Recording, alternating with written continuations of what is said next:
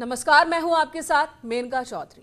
बात कल्याण सिंह जी की। कल्याण सिंह एक सफल नेता, कुशल शासक, सख्त प्रशासक, कुछ ऐसी ही छवि थी भारतीय राजनीति में कल्याण सिंह की।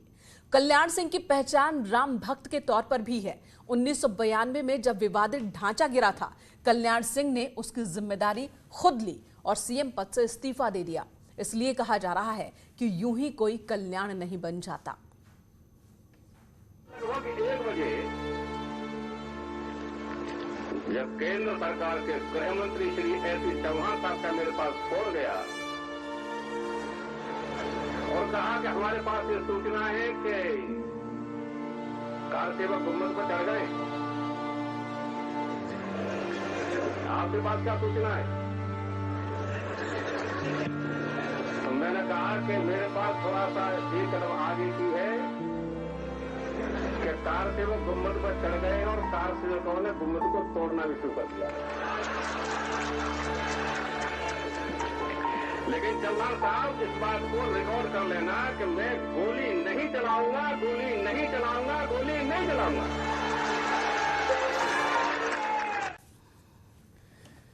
ये कुछ वो बातें जो कल्याण सिंह ने कही थी। और इस वक्त के विक्रम राव वरिष्ठ पत्रकार हमारे साथ मौजूद हैं, वीरेंद्र नाथ भट्ट हमारे साथ राजनीतिक विश्लेषक मौजूद हैं। आप दोनों का न्यूज 18 पर बहुत बहुत स्वागत है। विक्रम राव जी, वरिष्ठ पत्रकार हैं आप, आपने उनके कार्यशैली को देखा होगा। कल्याण सिंह किस तरीके से फैसले लेते थे उसे आपने देखा होगा और फैसलों को अंजाम तक पहुंचाते थे। आपसे अगर मैं पूछूं कि कल्याण सिंह को आप कैसे देखते हैं, स्ट्रांग एडमिनिस्ट्रेटर के तौर पर देखते हैं, राम भक्त के तौर पर देखते हैं, किसानों के नेता के तौर पर देखते हैं, पिछड़ों के नेता के तौर पर देखते हैं, एक जिद्दी नेता के तौर पर देखते हैं, या भावुक जन नेता के तौर पर देखते हैं?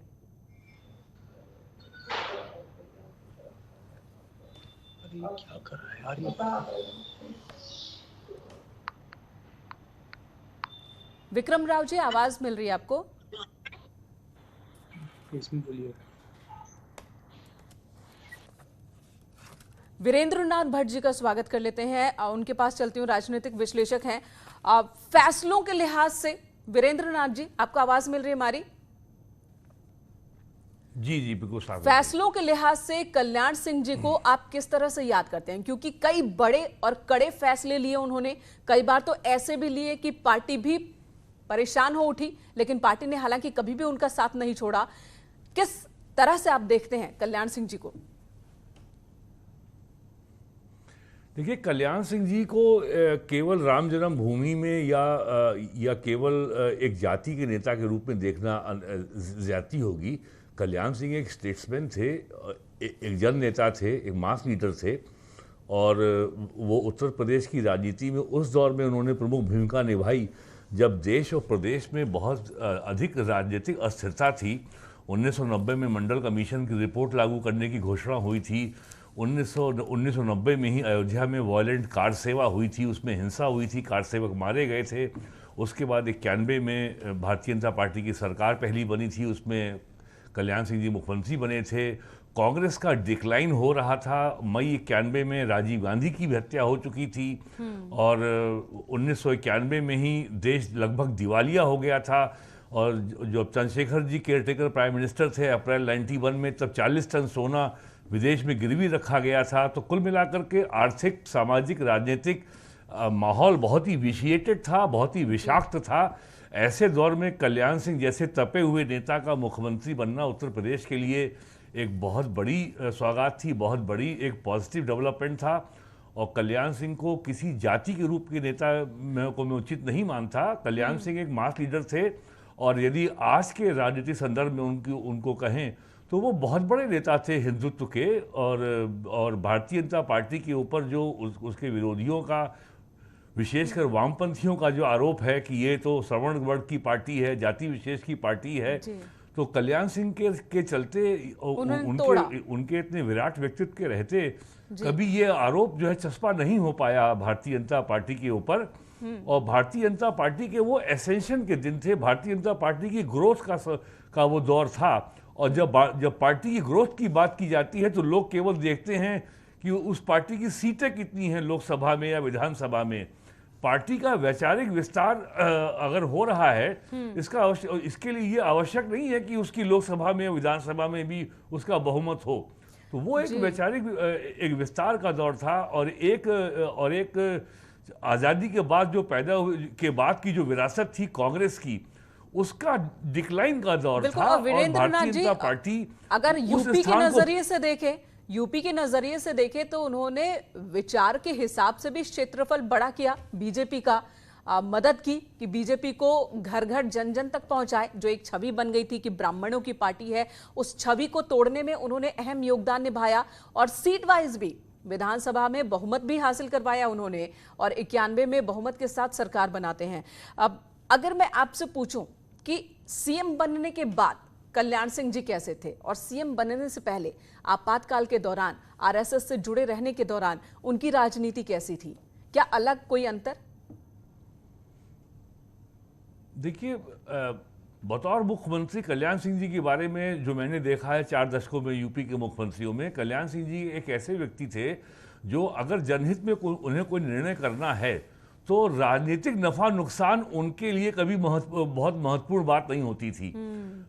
जो निर्णय करना है और ये प्रदेश के हित में है, वो मामला आर्थिक हो, राजनीतिक हो, सामाजिक हो, ये कल्याण सिंह जी ने किया। 1991 में जब कल्याण सिंह जी मुख्यमंत्री बने, उस समय ये बड़ी एक सामान्य चर्चा थी कि बीजेपी की छवि ये थी कि ये पार्टी मंडल आयोग की सिफारिश की विरोधी है। कल्याण सिंह जी ने मुख्यमंत्री बनते ही एक कैबिनेट सब कमेटी बनाई।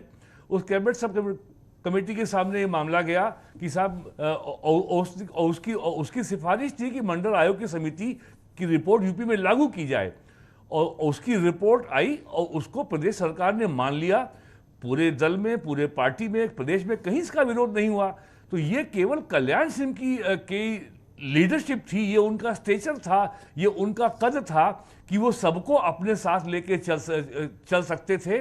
और एक इतने कंटेंशियस इशू पे आम राय कायम कराना, एक कंसेंसस क्रिएट करना एक बड़े नेता का प्रमुख काम होता है। और किसी भी विषय पर अगर कॉन्ट्रडिक्शंस हैं, कॉन्फ्लिक्टिंग स्टैंड्स अगर हैं, तो उस कॉन्ट्रडिक्शन में और उस कॉन्फ्लिक्ट में रिकंसिलिएशन क्रिएट करना काम नेता का होता है, जो कल्याण सिंह जी ने एक नेता के रहते ये काम बखूबी किया। और मैं देख रहा हूं कल से और आज सुबह से ये चर्चा तो बहुत हो रही है कि उनका अयोध्या में क्या योगदान था और उनका अन्य विषय पे क्या योगदान था।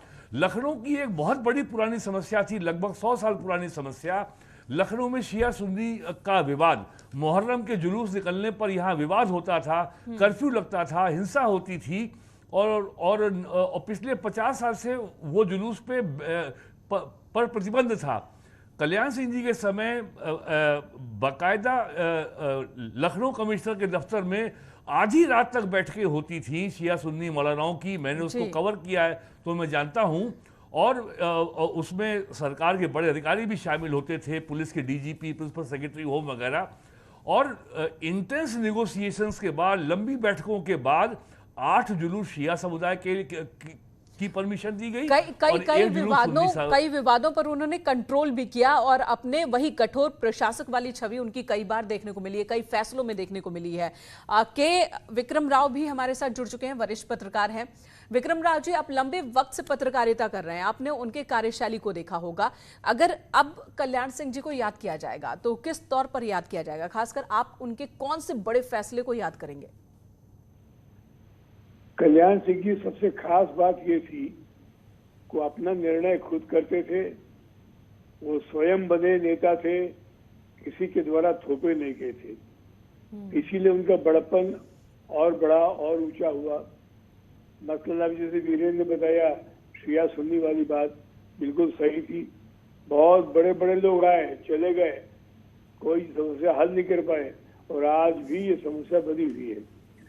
लेकिन कल्याण सिंह का मुझे जो लगता है सबसे बड़ा फैसला था, बड़ा पुण्य का था, उन्होंने कहा कि 6 दिसंबर को हम गोली नहीं चलाएंगे। नरसिम्हा राव प्रधानमंत्री थे, बार बार पूछ रहे थे मुख्यमंत्री से क्या हो रहा है अयोध्या में।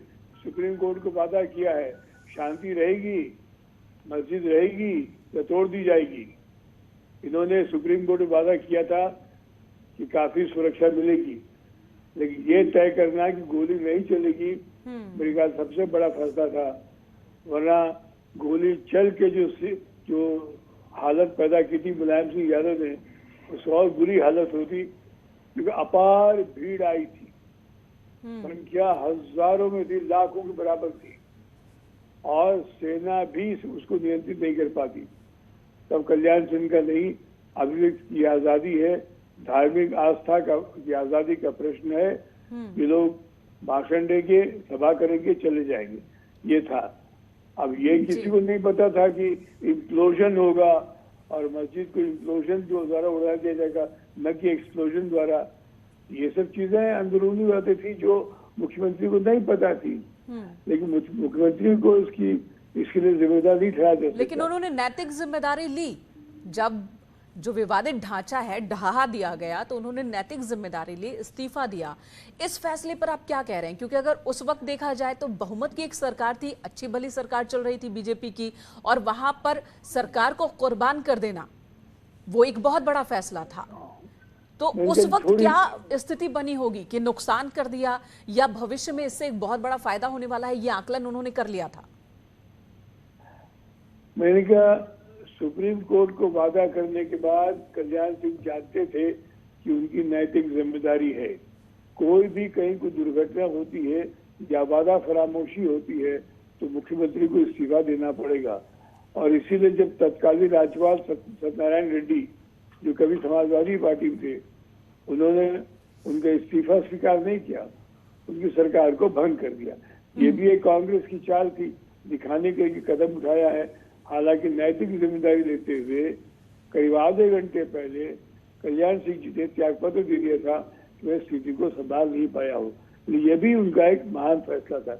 यहाँ मैं तुलना करना चाहूंगा, मैंने कहा जी, कल्याण सिंह जी ने तो कह दिया ये नहीं करना है, ऐसा होगा वगैरह, लेकिन उनके पार्टी के नेता जो प्रधानमंत्री रह चुके थे, अटल बिहारी वाजपेयी ने क्या कहा लोकसभा में 6 दिसंबर की शाम को, बहुत बड़ी दुर्घटना की बात है, मानव त्रासदी है, मैं अपने को शर्मिंदा महसूस कर रहा हूँ, वगैरह वगैरह। लेकिन कल्याण सिंह जी यहाँ पर इस मोड़ पर आकर वो बिल्कुल अलग छवि रखते थे। अटल बिहारी वाजपेयी पूर्व प्रधानमंत्री, और उन्हें न सिर्फ बीजेपी के नेता अपना मानते हैं बल्कि विरोधी दल भी उन्हें अपना नेता और उन्हें एक बहुत अच्छा राजनीतिज्ञ मानते हैं। लेकिन इस मुद्दे पर बहुत ही कठोर छवि कल्याण सिंह जी की, वो कहीं झुकते नहीं थे, कोई अफसोस नहीं, जो फैसला ले लिया, उस पर कोई अफसोस नहीं जाहिर करना है। दीपक झा भी हमारे साथ जुड़ चुके हैं, कांग्रेस के नेता है। दीपक झा जी, कल्याण सिंह जी अब हमारे बीच नहीं रहे हैं, अंतिम संस्कार उनका होगा बुंदेलखंड के नरौरा में। उससे पहले याद कर रहे हैं हम उनके फैसलों को, और कल्याण सिंह जी को आप किस तरीके से याद करेंगे? देखिए, कल्याण सिंह जी अब हमारे बीच नहीं है। उनकी आत्मा को मैं शांति के लिए भगवान से प्रार्थना करता हूँ, श्रद्धांजलि अर्पित करता हूँ, और उनके इस दुख की घड़ी में परिवार वालों के साथ मैं अपनी सारी संवेदनाओं के साथ उनके साथ हूँ। आज हम उनकी उन बातों को याद करेंगे जो कि शायद उन्होंने उत्तर प्रदेश के लिए अच्छे काम किए हैं, क्योंकि अच्छा बुरा दोनों हमारे व्यक्तित्व में होता है। हम इंसान हैं, हमसे अच्छाई भी होगी, हमसे गलती भी होगी।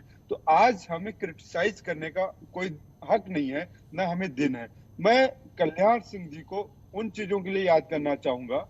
कल्याण सिंह ने उत्तर प्रदेश में शिक्षा व्यवस्था को दुरुस्त करने के लिए बहुत बड़े कदम उठाते थे। उस वक्त अगर आपको याद होगा, उत्तर प्रदेश में अगर आप 91-92 में देखेंगे या 97-98 की बात करेंगे, तो 10वीं पास करना, 12वीं पास करना उत्तर प्रदेश के बच्चों को मतलब 7वें आसमान को छूना था। ये क्योंकि उस समय मैं शायद छोटा रहूंगा, तो मुझे याद है कि हमारे बहुत सारे दोस्त थे वहां पे, रिलेटिव के बच्चों थे, तो बात होती थी कि उत्तर प्रदेश बोर्ड सबसे ज्यादा टफ होता है। तो एक तो उत्तर प्रदेश में वो चाहते थे कि जो, क्योंकि वो खुद उस तबके से आते थे, गरीब तबके से आते थे, पिछड़े वर्ग से आते थे, तो चाहते थे कि नकल ना करे, अपनी अंदर छुपी हुई प्रतिभाओं के बल पे वो बलबूते, क्योंकि नकल करके पास करने के बाद बच्चा आगे जाके धोखा खा जाएगा, गिर जाएगा, उसको गड्ढे में कोई पूछने वाला नहीं, कहीं कोई। लेकिन अगर पढ़ेगा, मेहनत करेगा, पास हो जाएगा, तो वो जिंदगी में लड़ सकेगा, क्योंकि वो खुद भी लड़ के आगे बढ़े थे, जैसा अभी आपने कहा कि वो किसी के आगे झुकते नहीं थे, तो वो जानते थे शिक्षा का महत्व, तो वो इसलिए चाहते थे कि शायद हर बच्चे को शिक्षित करें, जो कि आज भी हमारे देश में सारे नेता यही चाहते हैं कि बच्चों को शिक्षित करना ही देश का भविष्य बेहतर बना सकता बिल्कुल। और है। वो एक बहुत तो बड़ा फैसला था जो नकल अध्यादेश लाया गया 1991 में, एक बहुत बड़ा फैसला था। हालांकि उसकी वजह से जो युवा थे उस वक्त कुछ वक्त के लिए नाराज भी हो गए थे, लेकिन उस फैसले ने पूरी व्यवस्था को बदल कर रख दिया। वीरेंद्र नाथ जी, उस वक्त की कुछ बात आप बता पाएंगे कि कैसे वो नकल अध्यादेश आता है और उसके बाद किस तरह की प्रतिक्रिया युवाओं के बीच थी कि अब तो नकल भी नहीं कर सकते, तो पहले ही ये बोर्ड इतना टफ, ऊपर से नकल भी नहीं हो पाएगा। वो फैसला उससे असर तो बहुत अच्छा रहा। उसमें थोड़ा सा समस्या ये हो गई थी कि जो बच्चे हाई स्कूल में या इंटरमीडिएट में जो थे, जो लड़का या लड़की 10th क्लास में पढ़ता है, उसको भी अगर FIR दर्ज करके जेल भेज दिया जाना था, जेल भेजने का जो प्रावधान था वो थोड़ा विवादास्पद था। और 1992 में 6 दिसंबर 92 को बीजेपी कल्याण सिंह की सरकार बर्खास्त होने के एक साल बाद यूपी विधानसभा का मिड टर्म पोल हुआ था और उसमें समाजवादी पार्टी और बहुजन समाज पार्टी ने गठबंधन में चुनाव लड़ा था। और समाजवादी पार्टी ने उसको मुद्दा बनाया था कि हम यदि हमारी सरकार बनी तो आते ही हम इस कानून को ख़त्म करेंगे। और मुलायम सिंह जी ने दिसंबर 93 में मुख्यमंत्री बनने के बाद अपने इस वादे को निभाया और इस कानून को रद्द किया। लेकिन अब टेक्नोलॉजी इतना बदल गई है, ये दौर डिजिटल है, तो अब ये नकल की समस्या को टैकल करने के और तरीके हैं। और जैसा आपने कहा उसका असर क्या है, तो उस कानून की अवधि मुश्किल से 1 साल रही, केवल 1992 की परीक्षा। तो 1992 की, और यूपी में बोर्ड की परीक्षाएं फरवरी मार्च में हो जाती हैं। तो ये आकलन कर पाना कि उस एक कानून से कोई बहुत ही गुणात्मक और फंडामेंटल चेंज आया, ये कहना मुश्किल है, क्योंकि उसकी अवधि बहुत कम थी। लेकिन उस कानून ने एक खलबली तो मचा दी थी, एक खलबली मचा दी थी, जो एक परिपाटी बन गई थी नकल करने की। उस परिपाटी को तगड़ा झटका तो मिला था उस कानून की वजह से। आलोक अवस्थी जी भी हमारे साथ जुड़ गए हैं, बीजेपी नेता। आलोक जी, कल्याण सिंह जी को हम सभी याद कर रहे हैं, उनके फैसलों को याद कर रहे हैं कि कैसे बड़े बड़े फैसले उन्होंने लिए। हालांकि कई फैसले विवादित भी रहे, लेकिन बहुत हद तक दिशा को बदलने वाले उनके फैसले थे। उन्हीं में से एक फैसला था जब बीएसपी और बीजेपी को मिलकर सरकार बनानी थी 97 में, जो दूसरा कार्यकाल था, और वो भी बहुत विवादों में रहा।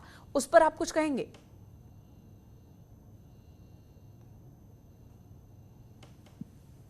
देखिए, कल्याण सिंह जी एक बड़े कुशल प्रशासक थे और उन्होंने अपने समय पे 2 बहुत महत्वपूर्ण निर्णय लिए थे। एक तो उन्होंने STF की स्थापना की थी। उस समय आपको याद होगा कि माफियाओं के प्रति जैसे अभी योगी आदित्यनाथ जी कार्रवाई कर रहे हैं, उस समय आदरणीय कल्याण सिंह जी ने एक बड़ी कड़ी कार्रवाई करी थी अपराधियों के लिए, और STF का गठन किया गया था।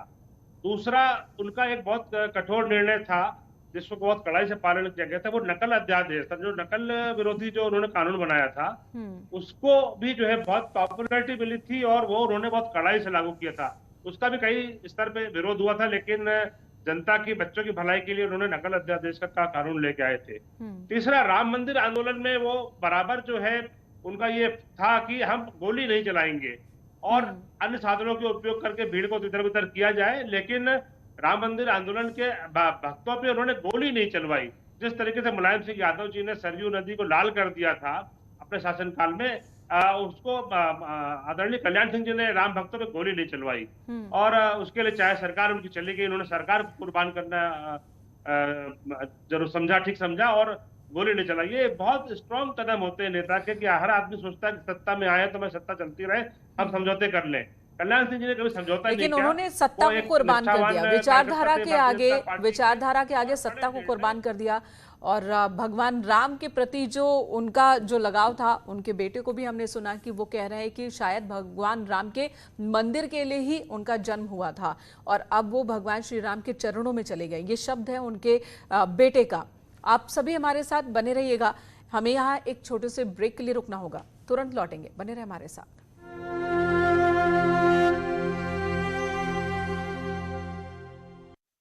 कभी अपने हिस्सेदार को न तो किसी पद पर बैठाया, न कोई एमएलए बनाया, न कोई एमएलसी बनाया। वो इस पक्षपात को नहीं करते थे कभी भी राजनीति में। जो सही है, जो इस लायक है, उसको ही उन्होंने आगे बढ़ाया। कल्याण सिंह लोगों के दिलों पर कैसे राज करते थे, इन तस्वीरों से समझ सकते हैं। मुरादाबाद के संजू नाम के एक चित्रकार ने 7 फीट के न्यूज़पेपर कटिंग पर पेंटिंग बनाकर उन्हें श्रद्धांजलि दी है। इसका यही संदेश है कि कल्याण सिंह जी जैसे जननायक बाबूजी के नाम से काफी जाने गए हैं और बहुत ही लोकप्रिय रहे हैं। अयोध्या के हनुमानगढ़ के महंत रामदास ने उन्हें एक ऐसे नेता के रूप में याद किया जिन्हें कुर्सी का मोह नहीं था। कल्याण सिंह के साथ की तस्वीरें देखते हुए नम आंखों से उन्होंने श्रद्धांजलि दी।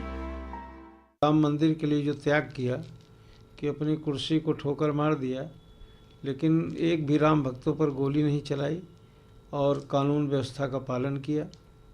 ऐसी स्थिति में हम लोग उनको श्रद्धांजलि देते हैं। कल्याण सिंह को सबसे ज्यादा अयोध्या मिस कर रही है। अयोध्या के साधु संत 6 दिसंबर की वो तारीख याद कर रहे हैं जब कल्याण सिंह ने अपनी कुर्सी त्याग दी।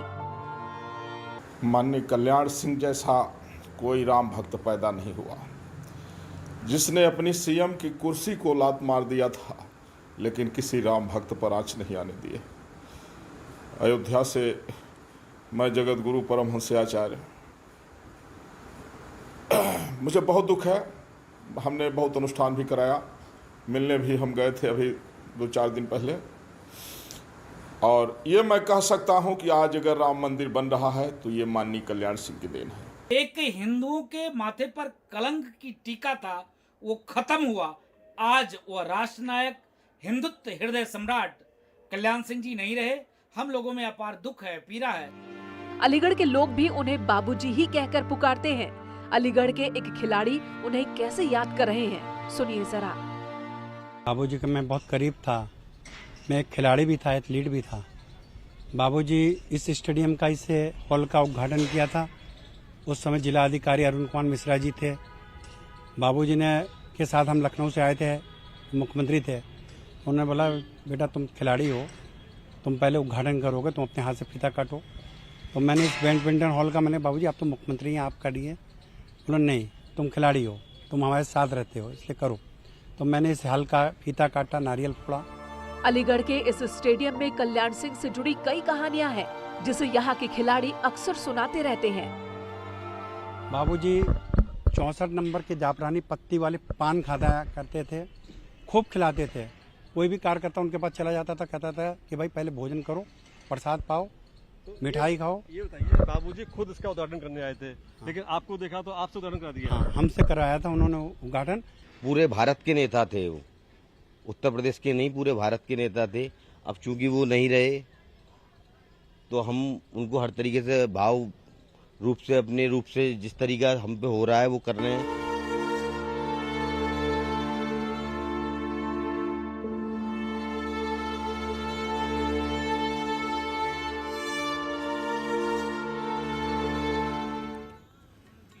बहुत कम नेता होते हैं जो जनता के दिलों पर राज करते हैं। कल्याण सिंह की शिक्षा व्यवस्था को कोई नहीं भूल सकता। आम लोगों से सीधे संवाद का असर लोगों के दिलों में अब तक है।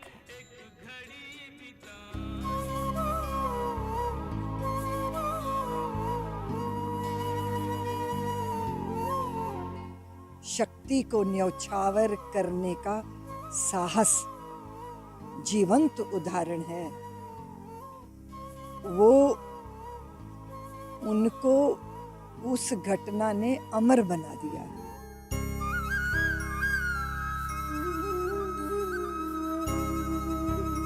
कल्याण सिंह की कहानी हर कोई सुन रहा है। जिसकी जिंदगी को जैसे प्रभावित किया था वैसे ही लोग याद कर रहे हैं।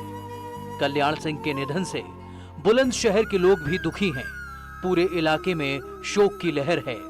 बुलंदशहर के लोगों का कहना है कि ऐसा लग रहा है जैसे कोई घर का सदस्य नहीं रहा। अभी अब उनका ना होना, आम जनता के बीच में नहीं होना, तो एकदम ऐसा लग रहा है कि कुछ हमने खो दिया अपने पीछे। ऐसे ऐसे मुख्यमंत्री का होना अत्यंत आवश्यक था, जो जनता के हित के लिए हमेशा कार्य करते रहे। अलीगढ़ में कल्याण सिंह के अंतिम दर्शन के बाद बुलंदशहर में अंतिम संस्कार किया जाएगा।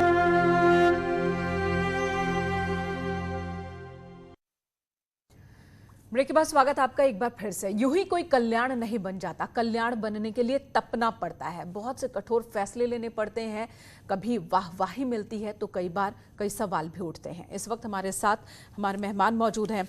आलोक अवस्थी जी, एक शिक्षक जो नेता बनता है, फिर मंत्री और मंत्री के बाद मुख्यमंत्री भी बनता है। ठीक है, पद को अगर हम अलग रख भी दें, लोगों के मन में जो प्यार, जो जगह, जो सम्मान उन्होंने हासिल किया, बहुत ही कम नेताओं को वो हासिल होता है। अगर मैं आपसे पूछूं कि आखिर उन्हें बाबूजी कब कहा जाने लगा, कब से वो लोगों के बाबूजी बन गए?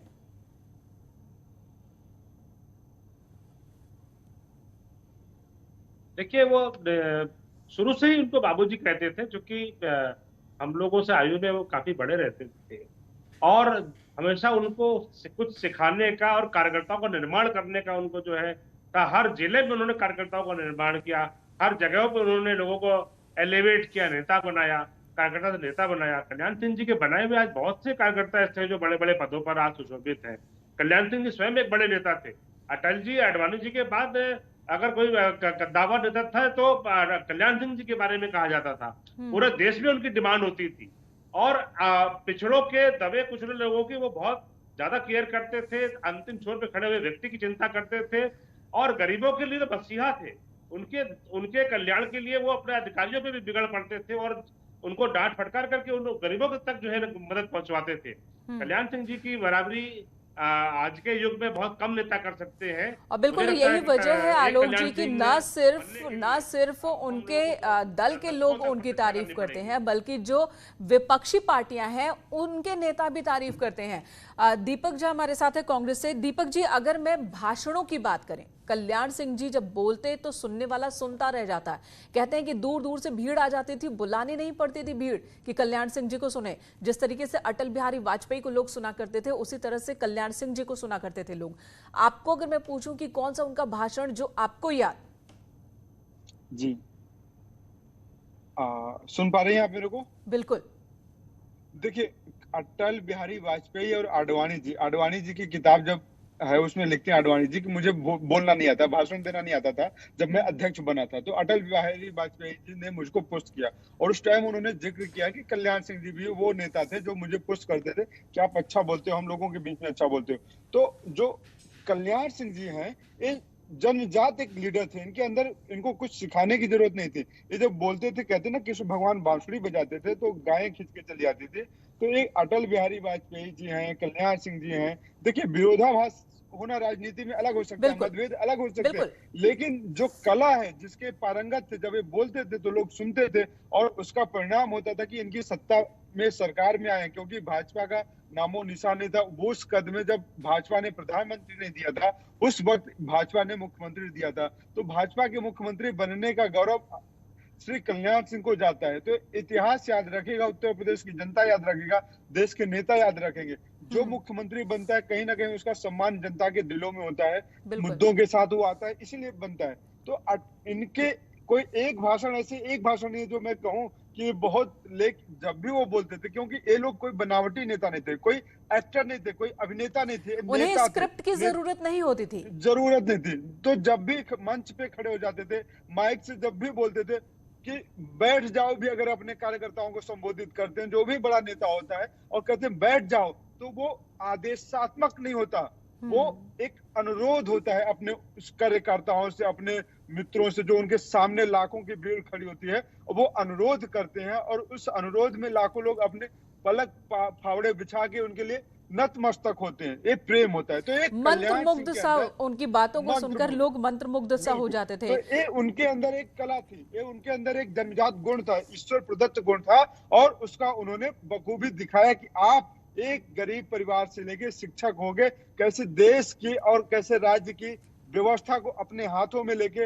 और एक गरीब तबके वर्ग के विशेष के लिए आप सोच सकते हो। बिल्कुल, तो एक तरफ वो कठोर प्रशासक भी थे और दूसरी तरफ लोगों के, आम पब्लिक के दिल तक भी उनकी बात पहुंचती थी, भावनाओं को भी वो छू लेते थे। ये जादुई जो कला है ये भी कल्याण सिंह जी के पास थी। वीरेंद्र नाथ जी 2 बार मुख्यमंत्री बने, हालांकि दोनों ही बार कार्यकाल पूरा नहीं किया, लेकिन अगर हम पहले टेन्योर को देखें 91 में पूर्ण बहुमत के साथ 425 में से 221 सीट के साथ बीजेपी ने सत्ता बनाई, सत्ता में बीजेपी आई, लेकिन दूसरी बार गठबंधन की सरकार बनी। दोनों ही कार्यकाल को आप किस तरह से देखते हैं, कैसे चलाया उन्होंने?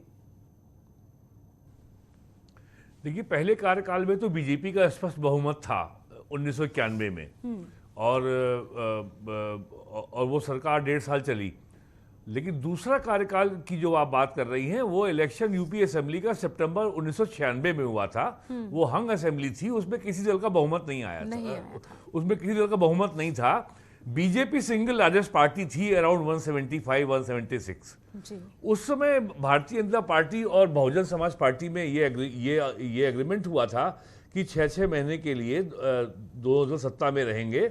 21 मार्च या 22 मार्च 1997 को बहुजन समाज पार्टी नेता सुश्री मायावती जी ने शपथ ली और सितंबर 2197 को उन्होंने इस्तीफा दे दिया। उसके बाद कल्याण सिंह जी मुख्यमंत्री बने। उस कल्याण सिंह जी के मुख्यमंत्री बनने के बाद बहुजन समाज पार्टी का विचार कुछ बदल गया और उसको ये लगा कि भारतीय जनता पार्टी की सरकार को बाहर से समर्थन दे करके चलाने में उसका क्या पॉलिटिकल लाभ होगा। तो और आपको याद होगा अक्टूबर 17 या 18 था 97 में विधानसभा में बहुत जबरदस्त हिंसा हुई थी उत्तर प्रदेश की। उससे पहले और उस हिंसा के बाद बहुजन समाज पार्टी स्प्लिट हुई। उसके करीब 40 एमएलए ने अलग होकर के एक अलग पार्टी बनाई, जनतांत्रिक बहुजन समाज पार्टी। और कांग्रेस के भी लगभग 28 एमएलए पार्टी से अलग हुए, उन्होंने भी अलग पार्टी बनाई, लोकतांत्रिक कांग्रेस पार्टी। और ये सारे के सारे लोग कल्याण सिंह मंत्रिमंडल में शामिल कर लिए गए और उत्तर प्रदेश के इतिहास में पहली बार ऐसा हुआ कि 100 या 101 सरकार में मंत्री बन गए। 90 से ज्यादा मंत्रियों को एक साथ शपथ दिलाया गया था, एक साथ शपथ दिलाई गई थी 90 से ज्यादा मंत्रियों को। उसके और यूपी की इस घटना ने केंद्र सरकार को में विचार आया और ये संविधान को अमेंड किया गया। और उस संविधान अमेंडमेंट के बाद ये व्यवस्था बनाई गई कि विधानसभा के सदस्यों की संख्या का 15% से अधिक मंत्री नहीं बन सकते। ये व्यवस्था केंद्र में और सभी राज्यों में आज लागू है। और इस विचार का जन्म उत्तर प्रदेश में ही हुआ था। और उस समय भारतीय जनता पार्टी के लिए बड़ा एम्बैरेसिंग सिचुएशन होती थी। ये सवालों का जवाब मीडिया को देना मुश्किल पड़ता था कि आखिरकार ये 100 मंत्री कैसे बने हुए हैं, 100 या 101 मंत्री। उस समय ये सवाल अटल जी से पूछा गया था कि ये सब कैसे मंत्री बन गए। उसमें कुछ उसमें आपराधिक छवि के लोग भी थे। तो अटल जी ने कहा कि इनको हमने टिकट नहीं दिया था, ये हमारी पार्टी से निर्वाचित नहीं हुए हैं। तो ये कह के उन्होंने यानी ये फैसला भी उन विवादित फैसलों में ही था जिस पर कई सवाल उठे थे। के विक्रम राव जी, बात कर लेते हैं प्रधानमंत्री नरेंद्र मोदी और कल्याण सिंह जी के बीच की जो केमिस्ट्री थी। कहा जाता है कि बहुत करीब प्रधानमंत्री नरेंद्र मोदी थे कल्याण सिंह जी के, और यही वजह कि 2014 में जब वो केंद्र की सत्ता में आए तो वापस से मनाया गया बाबूजी को, और बाबूजी को फिर से पार्टी में सम्मान के साथ लाया गया। उस संबंध के बारे में कुछ आप यहाँ बता पाएंगे क्या? वही नहीं, उसके अलावा भी चीजें हैं। कल्याण सिंह को जिस प्रकार शीर्ष नेतृत्व ने उपेक्षित रखा, समर्थन नहीं दिया, जब वो मुख्यमंत्री थे 2 बार सरकार तो बना ली, एक बार बहुमत से, एक बार मिली जुली, लेकिन उस वक्त भी भारतीय जनता पार्टी के शीर्ष नेतृत्व ने अपने ही मुख्यमंत्री का विरोध अंदरूनी ढंग से किया है। अब यहाँ मैं बताऊं, आप जो भी कहा आपने 100 मंत्रियों को 90 अरब रुपया उनके पेट्रोल पे खर्च होता था। ये हालत थी। यूपी यूं ही आर्थिक रूप से जर्जर राज्य रहा। इतने बड़ा मंत्री जम्बो कैबिनेट से और तकलीफी परेशानी हुई। लेकिन केंद्र में कौन साथ रहा? मैंने कहा जी इस कल्याण सिंह का। आडवाणी जी की थोड़ी बहुत हमदर्दी थी, मुरली मनोहर जोशी उनके साथ थे। अटल जी का टोटल नॉन कोऑपरेशन था, असहयोग था। समझौता जो होना चाहे होना। विक्रम जी, आपसे वो इंसिडेंट के बारे में भी जानना चाहूंगी जब अटल बिहारी वाजपेयी के अगेंस्ट खड़े हो गए थे, जबकि अटल बिहारी वाजपेयी की मान्यता पूरी पार्टी में और हर कोई उनकी बात को मानता था, लेकिन कल्याण सिंह जी उनके अगेंस्ट खड़े हो गए। क्या ये तब मनमुटाव बढ़ गया उसके बाद ही? तो आपने विश्लेषण कभी कीजिएगा किस प्रकार कल्याण सिंह को विवश किया गया शीर्ष नेतृत्व द्वारा कि तुम बगावत करो। मायावती से जब सरकार बन रही थी तब सुझाव ये था कि भारतीय जनता पार्टी का मुख्यमंत्री बनेगा, फॉलोड बाय बीएसपी। मायावती को बाद बनना था, नहीं, अटल जी ने कहा पहले मायावती बनेगी फिर बनेंगे कल्याण सिंह। एक बात। दूसरा क्या हुआ, 3 सितंबर को जब बाढ़ आई तो हर मुख्यमंत्री से रपट मांगी जाती है कि क्या कितना नुकसान हुआ। अटल जी ने पब्लिक मीटिंग में 3 सितंबर को राजभवन लखनऊ में कहा कि मुझे आपके मुख्यमंत्री ने अभी तक दिया नहीं है कितना नुकसान हुआ, कितनी आवश्यकता है क्षतिपूर्ति की। दोनों मैंने कहा what was the consequence. Ashok Priyadarshi IAS joint secretary prime minister's office Lucknow के DM रहे, उनके दस्तखत से एक चिट्ठी उसी शाम को आधे घंटे बाद कल्याण सिंह ने जारी की। पूरा खाका जमा किया गया था प्रधानमंत्री कार्यालय में, इतना नुकसान हुआ यूपी को, ये क्षति हुई है। उसके बावजूद भी प्रधानमंत्री भारत का राजभवन में खुलेआम कहता है कि मुख्यमंत्री ने कोई लिख के दे दिया हमको। ये अपमान नहीं है? इंदिरा गांधी ज्योति बसु की लड़ाई समझ सकते हैं प्रधानमंत्री मुख्यमंत्री की। एक ही पार्टी के दो नेता लोग आपस में खुलेआम ऐसा करें। जी, तो विक्रम जी, आप ये कह रहे हैं कि 2014 के बाद जो सम्मान उन्हें दिया गया, राज्यपाल बनाया गया, पार्टी में लेकर आया गया, फिर उनकी जो पीढ़ियां हैं वो भी अब बीजेपी के साथ ही जुड़ी हुई हैं, बेटा सांसद और पोता भी है जो कि यूपी में राज्य मंत्री भी है। तो आप ये कह रहे हैं कि ये भरपाई उस नुकसान की हुई या नरेंद्र मोदी जी के साथ जो उनके संबंध बताए जाते, आत्मीय संबंध, उसकी वजह से? बहुत सही कह रही है आप मेनका जी।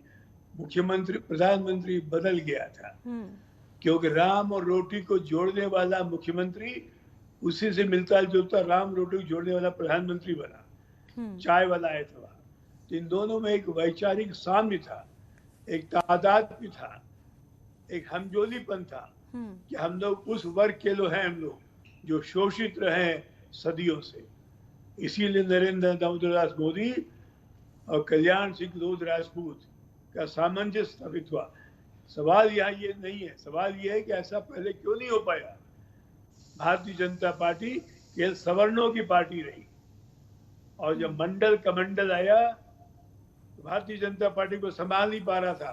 एकमात्र बैकवर्ड कास्ट का जो राम का भक्त था खड़ा हुआ और उसकी वजह से एक मंडल वाले दब गए और कमंडल आ गया उठाई। अगर सोचिए कल्याण सिंह ना आते फिर कोई सवर्ण बन जाता, कोई सिंह या कोई वर्मा या कुछ बन जाता कोई मुख्यमंत्री, तो क्या होता? भारतीय जनता पार्टी की बदिया बैठ जाती यूपी में, वोट देना नहीं रहता।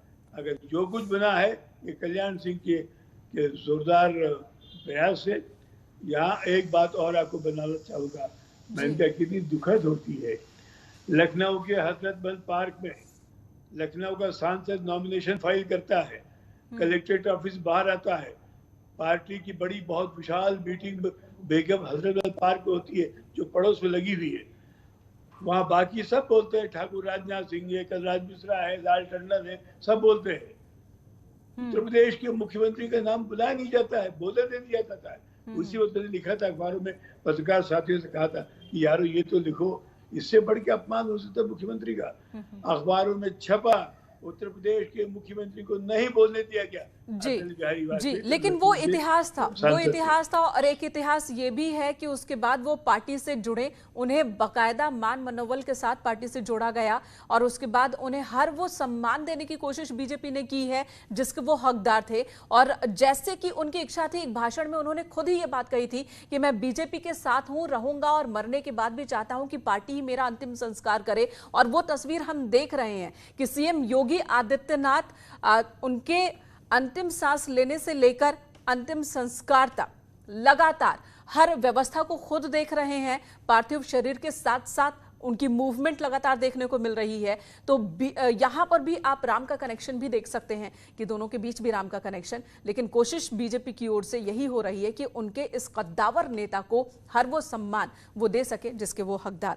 आप सभी का बहुत बहुत धन्यवाद इस वक्त हमारे साथ जुड़े रहने के लिए। एक छोटे से ब्रेक के लिए रुकते हैं। न्यूज़ 18 पर खबरों का सिलसिला जारी है।